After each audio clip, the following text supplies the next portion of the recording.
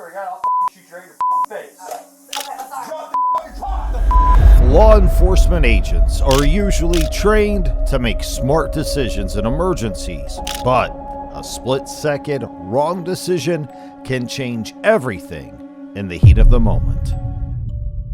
In this video, we see Sonya Massey get shot in the face after calling the police to her home. I'll go get my med kit. Go get, yeah, hurry, get your med kit. I mean, there's not much we can do. Tari Davis is gunned down right in front of his family. He's over here! Stop! Stop! Stop! And another cop even goes as far as shooting another cop. Hey! But first, let's start with these cops who arrive at the wrong address. On the 15th of April, 2023, tragedy struck in Farmington, New Mexico, when police officers showed up at the wrong address in response to a 911 call. Body camera footage shows the cops approaching the house of 52-year-old Robert Dotson, assuming they were responding to a domestic violence emergency call. As they knock at the door and announce their presence, there is no response inside the Dotson home. After minutes of trying, the officers contacted dispatch to dial the same number that called for an emergency and asked them to come to the front door. Confirming no one's come to the door? Hey, firm, if you can call the RP back and have them come to the door. So, bro, skip the answer.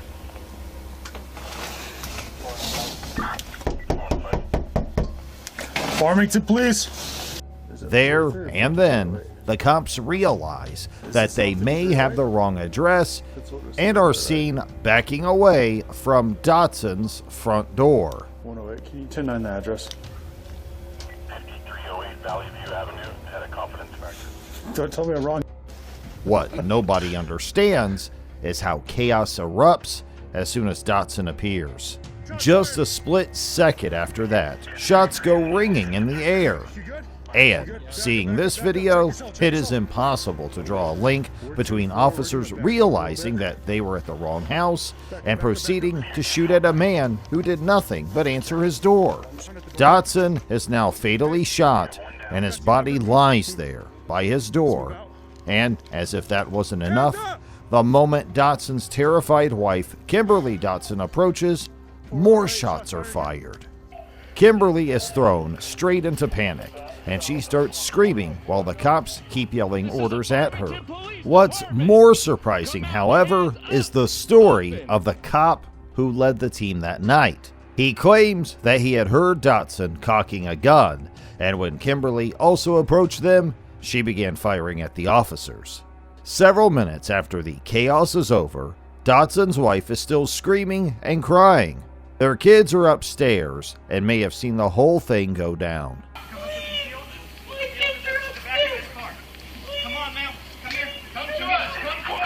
Despite her cries about her husband being shot, officers order that Kimberly be handcuffed and detained.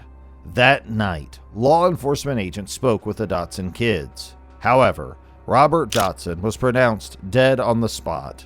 In September, Dotson's family filed a lawsuit in the U.S. District Court of New Mexico against the Farmington Police Department for wrongful death and other claims. However, the New Mexico Department of Justice did not press charges against Farmington police officers for shooting and killing Dotson. To many, this is a display of gross irresponsibility. Speaking of irresponsibility, the Sangamon County Police Department has many questions to answer regarding this next case. At about 12:50 a.m. on the 5th of July, 2024, Sonya Massey put a call through to 911 saying she suspected that there was a stalker around her home. When authorities arrive at her residence in Springfield, Illinois, they carefully search the area for possible prowlers and any sign of strange presence on the premises, besides Massey's. However, she did not anticipate the outcome of events that night. As the officers continue to search the area for the supposed imposter, one of them finds a car parked in Massey's yard with a smashed window. What he doesn't know is who the vehicle belongs to or who exactly has done this damage. The officers search a little more, but after several minutes, they go ahead to Massey's front door to ask her about the broken car window and inform her that they have found no one lurking. The officers wait several minutes at Massey's door, knocking for her to come out, but there is no response or sign that anyone is inside the house.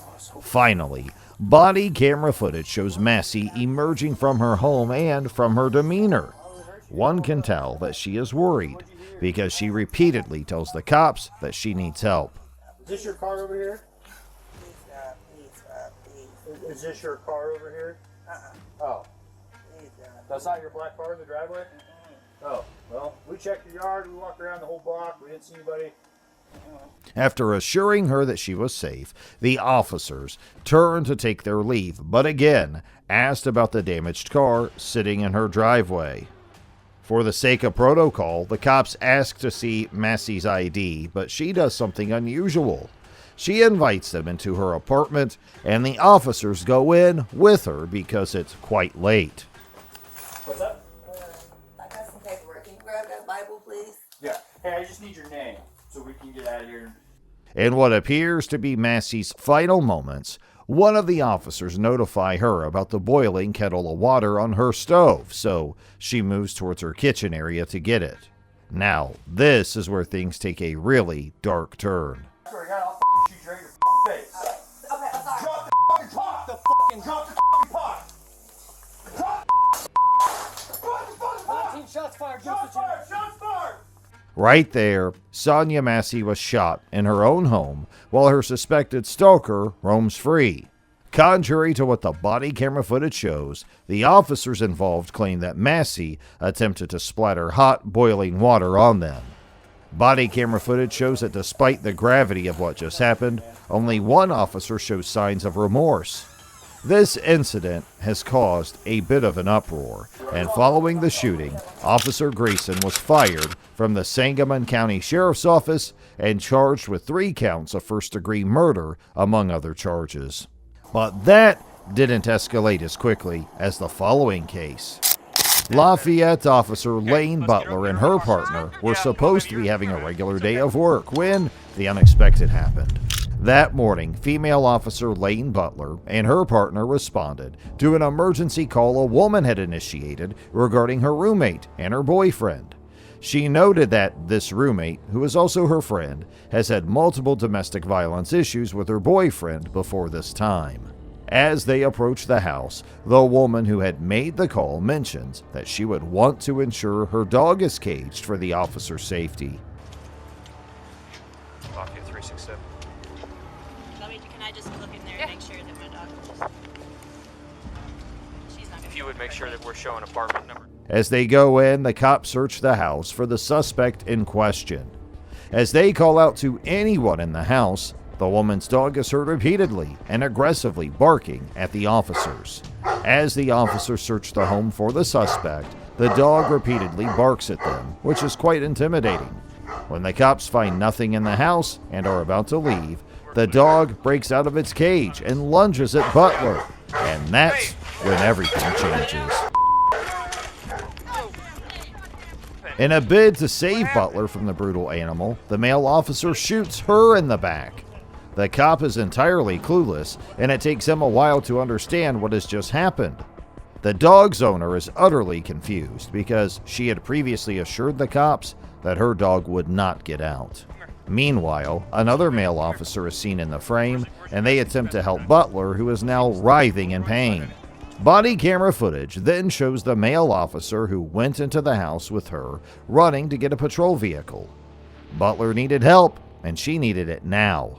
However, seconds after they make it to the patrol car, the paramedic unit arrives, and she is again moved out of the patrol vehicle and into the ambulance. At this point, Butler is already extremely weak and disoriented. Thankfully, Butler is taken to the hospital in time, where she makes a speedy recovery, and after 3 months, she is able to return to work. Now, for this next case, you might want to brace up. It's a bit chilling. In 2019, Officer Nicholas Zenz initiated a traffic stop for an unidentified suspect who had fled the scene. Unfortunately, the officer had to chase a suspect on foot into a Milwaukee neighborhood, and that's when it all begins. Location. Go. Hey. He's over here. South. Tari Davis, father of 2, is watching a movie with his family when he hears shouting and commotion. He decides to see what the noise is about and goes through his back door. As Davis opens the door, the suspect runs into his home. Meanwhile, the officer is unaware and just assumes that Davis is the suspect he's been trying to chase down. Before Davis even has time to explain anything, Officer Zenz fires at him unapologetically. In the body camera footage of Officer Zenz, which was released only to Davis's lawyer, we hear Davis's daughter and girlfriend screaming at the sight of the bleeding man. The officer, however, is unshaken as he goes ahead to cuff him. In the end, Davis survived, but he noted that up until the time that he came out of surgery, he was still chained to his hospital bed. When the authorities finally verified his identity and investigated the body camera footage, Officer Zenz was fired from the Milwaukee Police Department. Davis would also go on to receive $450,000 under a settlement agreement recommended by a Common Council committee. And that's it on careless cops who opened fire on the wrong suspects. In the comments section, let us know what you think about these guys. Don't forget to hit that like button and subscribe to our channel for more updates like this. And thank you for watching.